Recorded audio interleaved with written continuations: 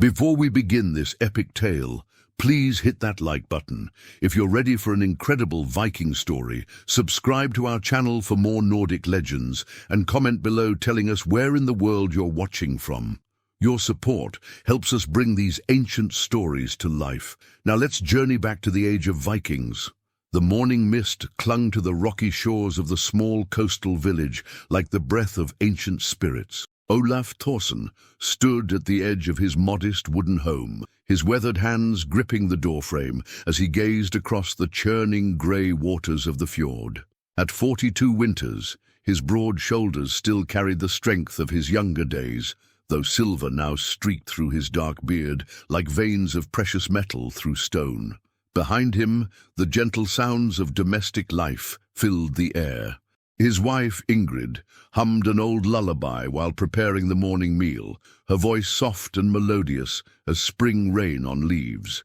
Their son, Eric, barely 10 summers old, sat cross-legged on the earthen floor, carefully carving patterns into a piece of driftwood with his small knife. The boy's tongue poked out in concentration, his fair hair falling across his forehead as he worked. "Father!" Eric called without looking up from his carving. "Tell me again about the time you sailed with grandfather to the distant lands." Olaf's stern expression softened, and he turned from the window to regard his son. The boy had inherited his mother's gentle nature, but possessed the curiosity and determination that ran in the Thorson bloodline. "Which journey would you hear about, young one?" "There were many adventures in those days. The one where you met the great storm, and Thor's lightning guided your ship home," Eric said, his bright blue eyes finally lifting from his work to meet his father's gaze. Ingrid paused in her meal preparation, a knowing smile crossing her lips. She had heard this tale countless times, yet she never tired of watching the wonder that filled their son's face when Olaf spoke of the old days. The fire crackled warmly in the central hearth, casting dancing shadows on the walls, decorated with shields and the tools of their trade. "Ah, that storm," Olaf said, settling onto a wooden stool beside his son. "We were 3 days out from the Orkney Islands when the sky turned black as a raven's wing. The wind howled like wolves in winter, and waves tall as mountains crashed over our dragon ship. Even the bravest warriors among us wondered if we would see home again." Eric's carving lay forgotten in his lap as he listened, completely absorbed in his father's words. Outside, the wind began to pick up, whistling through the gaps in the timber walls and making the hanging oil lamps sway gently. "Grandfather Thorbjorn gathered us all around the mast," Olaf continued, his voice taking on the rhythmic cadence of a skald telling an ancient saga. He raised his hammer pendant high and called upon the thunder god. "Thor!" he shouted above the storm. "Guide your children home through this chaos!" And then, as if in answer, lightning split the darkness, showing us the way to safe harbor. "Did you really see Thor's face in the lightning?" Eric asked, his voice filled with awe. "Some say they did," Olaf replied carefully. "What I know is that we followed that light through the worst storm I have ever witnessed, and it brought us safely home to your grandmother's waiting arms." Ingrid approached them, carrying wooden bowls filled with warm porridge mixed with honey and dried berries. The sweet aroma filled the small dwelling, mingling with the ever-present scent of wood smoke and the salt air that drifted in from the fjord. "Eat well, both of you," she said, her voice carrying the gentle authority that only mothers possess. "The day grows longer, and there is much work to be done." Aha! As they broke their fast together, the peaceful atmosphere of their home seemed to wrap around them like a protective cloak.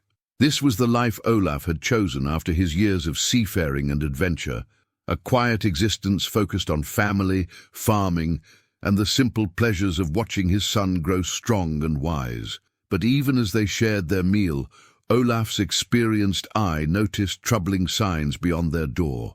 The seabirds that normally wheeled and cried over the water were strangely absent. The wind carried an unusual chill for this time of year, and there was something in the quality of the morning light that spoke of change approaching. After they had eaten, Olaf stepped outside to tend to their small plot of barley and the handful of sheep that grazed on the rocky hillside behind their home. Eric followed, as he always did, chattering excitedly about everything he saw. The way the morning dew caught the sunlight on the grass, the sound of the waves against the shore, the distant cry of a lone gull. "Father, when will you teach me to use a real sword?" Eric asked, picking up a fallen branch and swinging it through the air in what he imagined were mighty warrior movements. Olaf paused in his work of mending a section of their sheep pen's wooden fence. "When you are older, my son. For now, focus on learning the skills that will serve you every day. How to work the land, how to read the signs in sky and sea, how to be a good husband and father when your time comes." "But what if raiders come?" Eric persisted, his young voice carrying a note of concern that made Olaf look at him more closely. "What if we need to defend our home?" The question hung in the cool morning air, like a prophecy. Olaf had hoped his son would grow up in times of peace, far from the violence and uncertainty that had marked his own youth. Yet he knew that in their world, such hopes were often as fragile as morning frost. "If such a time comes," Olaf said finally, his voice steady and reassuring, "then I will protect you and your mother with all the strength the gods have given me. But today, young warrior, your greatest battle is against those weeds threatening our barley crop." A.D. They worked together in comfortable companionship, father teaching son the 1,000 small lessons that transform a boy into a man.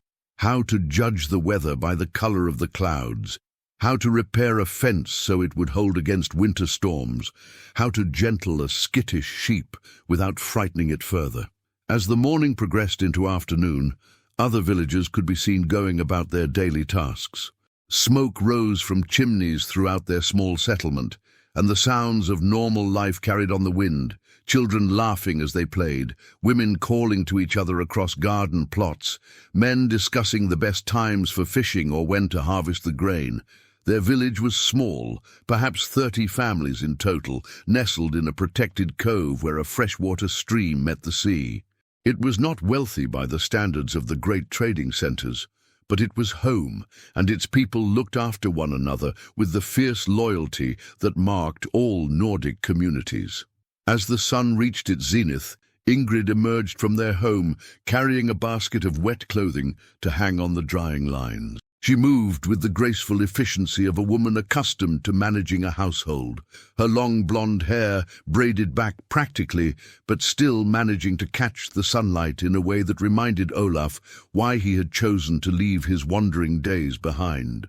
"The Ericssons are planning a feast for their daughter's betrothal," she called to them. "We are invited to bring honey cakes if I can spare the sweetening." "Of course," Olaf replied, straightening from his work. "Young Astrid deserves a proper celebration. Her intended seems like a good man, strong hands and an honest face." Eric looked up from where he had been attempting to copy his father's fence-mending technique. "Will there be stories at the feast? And singing?" "Undoubtedly," his mother laughed. "Old Magnus never misses a chance to recite the saga of his grandfather's adventures in Ireland." The boy's face lit up with anticipation. Like most children of his age, Eric was fascinated by the tales of heroic deeds and distant lands that were the entertainment and history of their people. These stories served not just to amuse, but to teach lessons about courage, honor, loyalty, and the price of both cowardice and reckless bravery. As afternoon faded toward evening, Olaf found himself drawn repeatedly to gaze out over the water. Something nagged at the edges of his consciousness, a feeling he had learned to trust during his years of seafaring.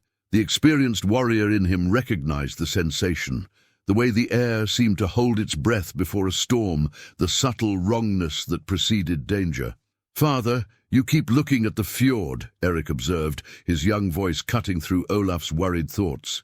"Is something wrong?" Olaf considered how much to share with his son. The boy was perceptive beyond his years, but there was no point in frightening him with vague concerns that might prove groundless. "Just reading the signs, my son," he said finally.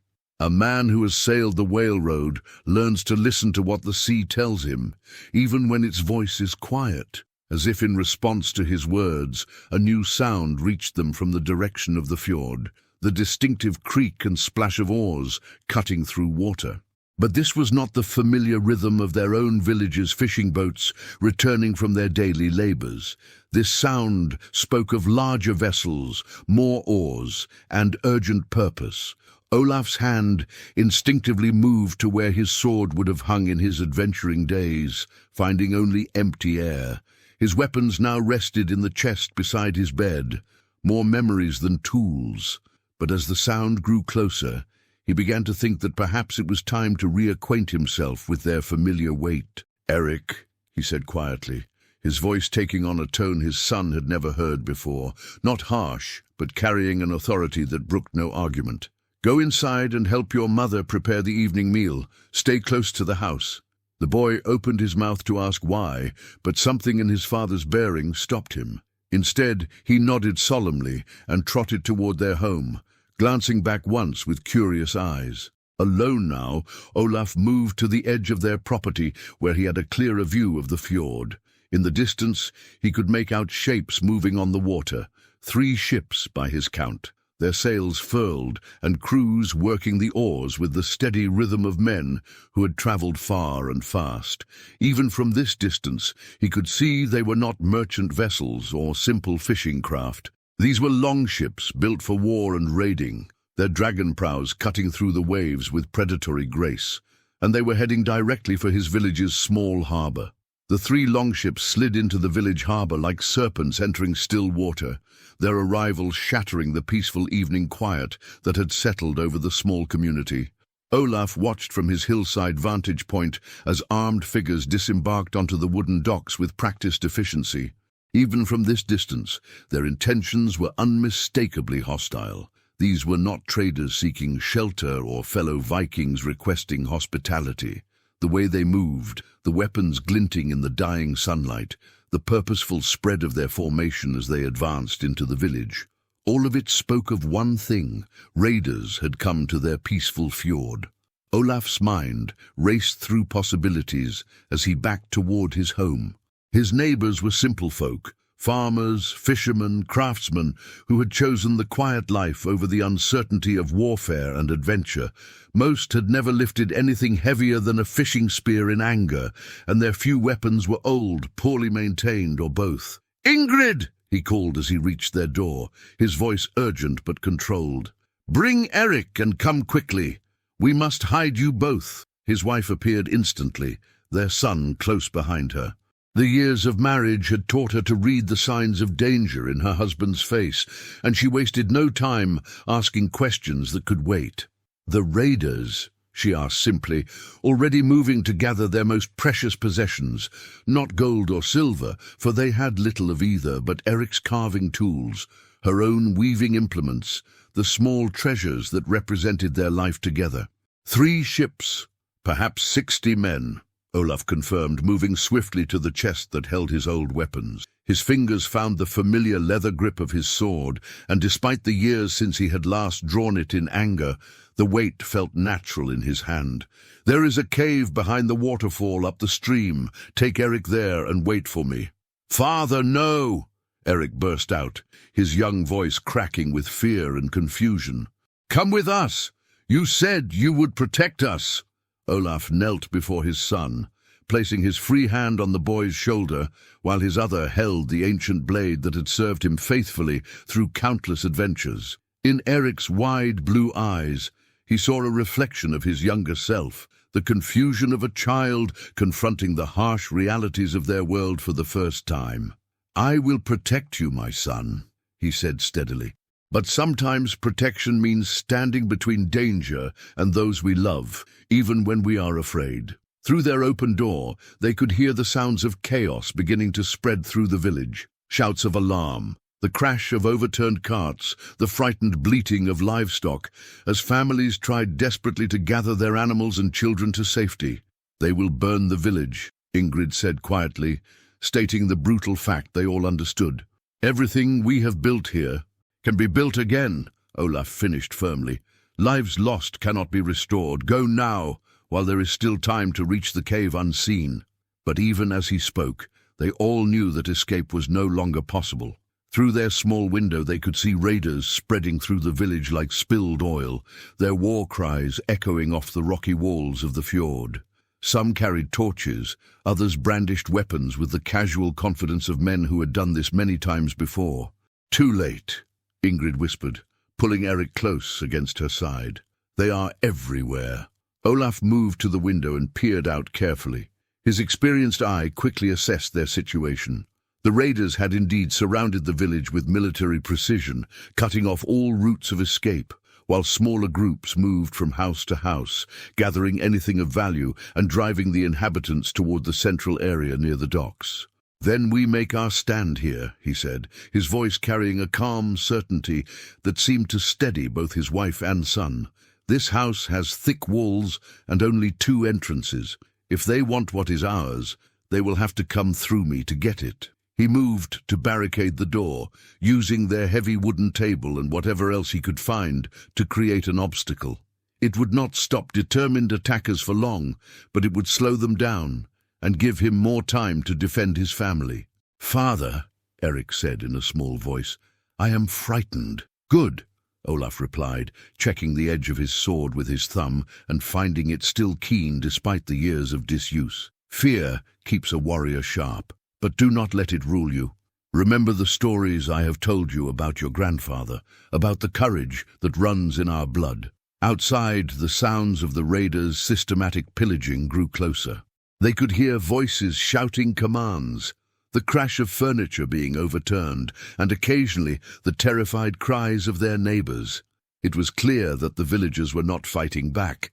They were simply trying to survive, hoping that compliance would earn them mercy.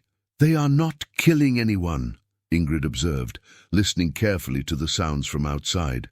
"Perhaps if we surrender—" "No," Olaf's voice was final.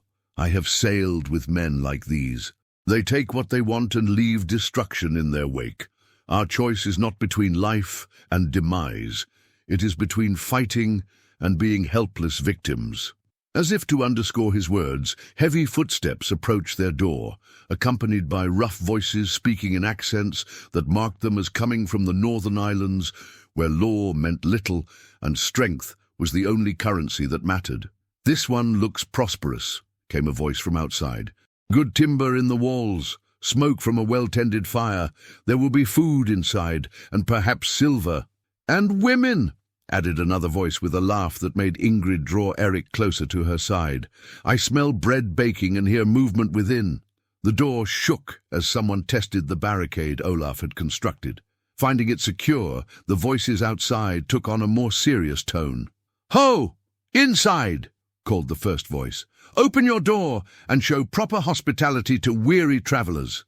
"We seek only food and shelter for the night." Olaf almost smiled at the crude deception, as if anyone could mistake the sound of armor and weapons for the peaceful approach of legitimate guests. "I have no hospitality for raiders," he called back firmly. "Find what you seek elsewhere." A moment of silence followed his words, then the sound of several men conferring in low tones. Finally the voice came again, this time with all pretense abandoned. "Then you will die in there like a cornered rat. We are 20 strong, old man, and you are 1. Send out your women and children, and perhaps we will let you live to see another dawn." "Come and take them," Olaf replied, his voice carrying across the years to echo the challenges he had issued in his youth when the blood ran hot and the world seemed full of endless possibilities for glory and adventure. But this was different from those long-ago battles. Then he had fought for gold and fame, for the sheer joy of testing his strength against worthy opponents. Now he fought for something far more precious, the safety of his wife and child, the peaceful life they had built together, the future he had dreamed of watching Eric grow into manhood. The first assault came as he expected it would, a coordinated rush against both the door and the single window, large enough for a man to crawl through. The barricade held against the initial impact, but he could see it would not withstand many such attacks. Moving with the fluid grace of a warrior who had learned his craft through years of harsh experience, Olaf positioned himself where he could defend both potential entrances. His sword felt alive in his hand, as though it too remembered the old days and welcomed this chance to sing its steel song once more. "Eric," he said without taking his eyes off the door, "remember what you see here today. A man protects his family above all else. That is what makes us different from the wolves that prowl the wilderness." "I will remember, father," the boy whispered, his voice small but steady. The second assault was more determined. The raiders had found a fallen tree trunk to use as a ram, and the impact sent splinters flying from the reinforced door.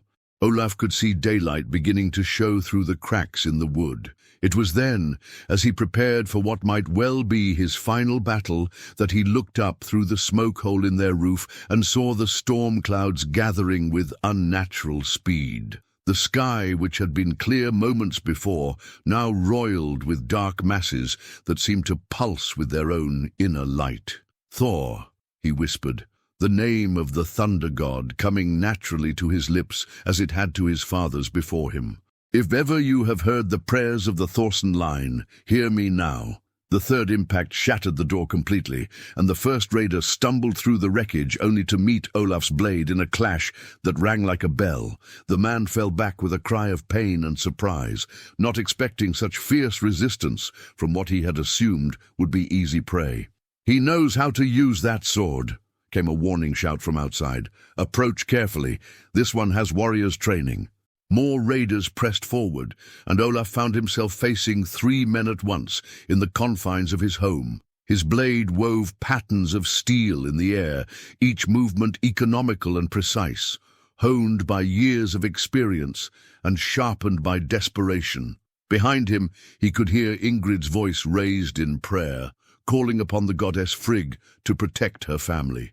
Erdrick remained silent, but Olaf could feel his son's eyes upon him, watching every move, learning what it meant to be a man when everything valuable hung in the balance.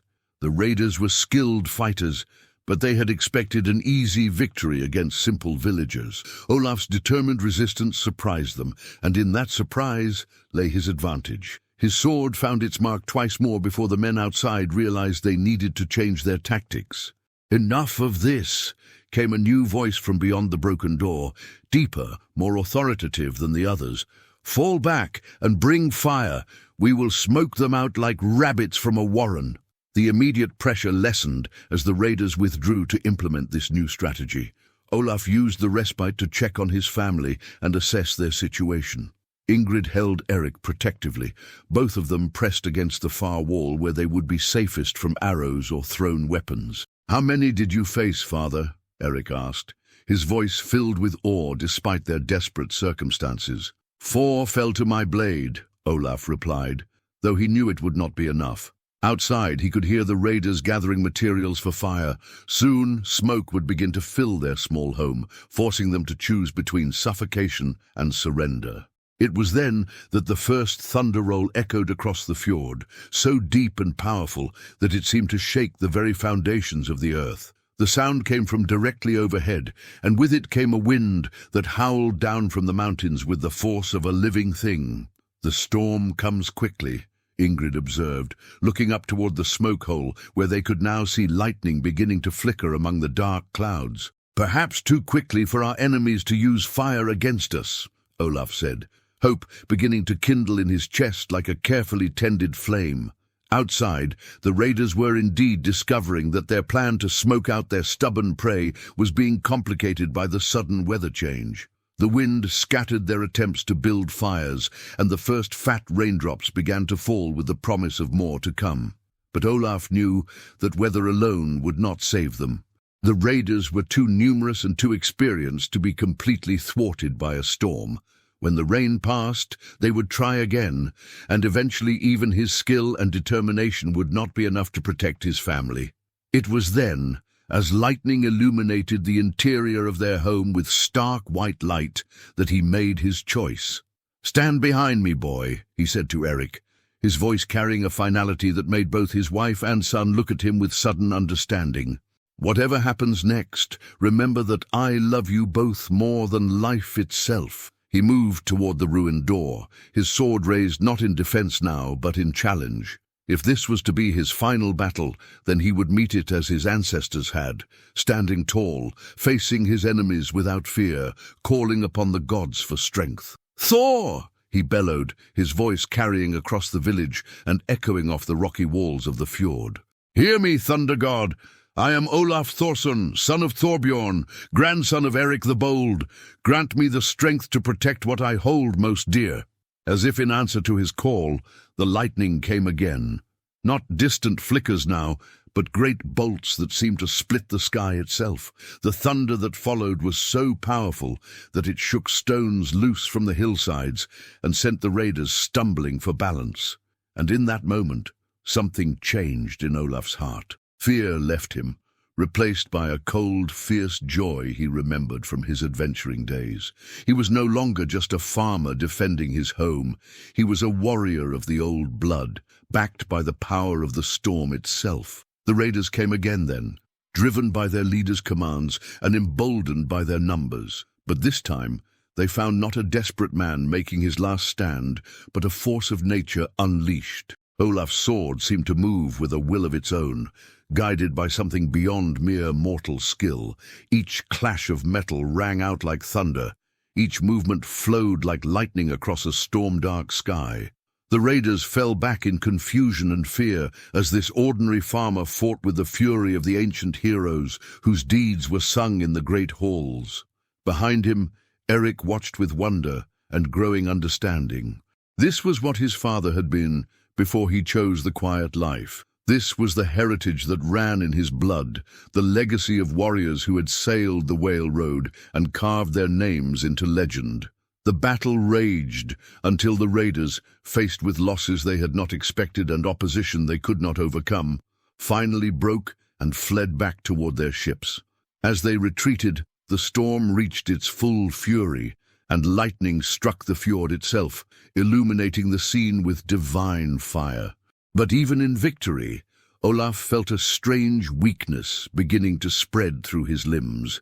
The sword grew heavy in his hands, and the joy of battle faded into something else entirely, a growing understanding that the gods never grant their aid without exacting a price in return.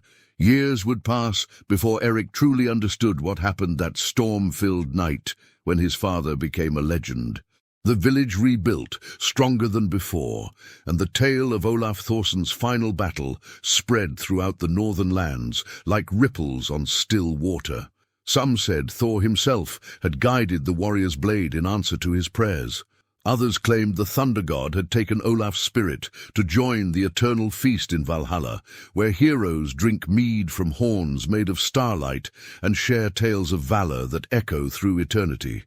But Eric, now grown and with children of his own, knew the deeper truth. His father had become something more than mortal in those final moments, a bridge between the world of men and the realm of the gods, a reminder that sometimes the greatest victory requires the ultimate sacrifice. And on stormy nights, when lightning splits the sky and thunder rolls across the fjords, the people of that village still tell the story of the farmer who called upon Thor's power and saved them all, though none can say for certain whether Olaf Thorsson paid the price willingly or whether the thunder god simply claimed what was already his due. The sword still hangs above Eric's hearth, and sometimes, when storms gather over the water, it seems to hum with an inner light that speaks of legends yet to be born and heroes still to rise.